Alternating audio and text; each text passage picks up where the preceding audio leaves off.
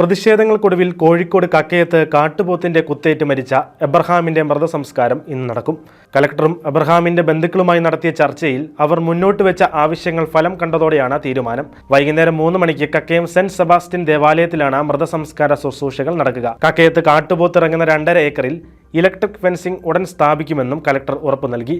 ഇക്കഴിഞ്ഞ ചൊവ്വാഴ്ചയായിരുന്നു കൃഷിയിടത്തിൽ വെച്ച് എബ്രഹാമിനെ കാട്ടുപോത്ത് ആക്രമിക്കുന്നത്. ഗുരുതരമായി പരിക്കേറ്റ അബ്രഹാമിനെ ആശുപത്രിയിൽ എത്തിച്ചെങ്കിലും രക്ഷിക്കാനായില്ല. സംഭവത്തിന് ശേഷം വലിയ രീതിയിലുള്ള പ്രതിഷേധങ്ങൾക്കാണ് കേരളം സാക്ഷ്യം വഹിച്ചത്.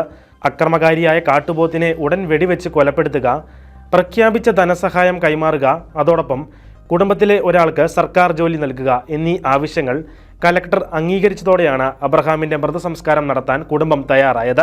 സംഭവവുമായി ബന്ധപ്പെട്ട് കഴിഞ്ഞ ദിവസം താമരശ്ശേരി രൂപതയുടെ നേതൃത്വത്തിൽ കക്കയം ഫോറസ്റ്റ് ഓഫീസിലേക്ക് നടത്തിയ പ്രതിഷേധ മാർച്ചിൽ നിരവധി പേർ പങ്കെടുത്തിരുന്നു.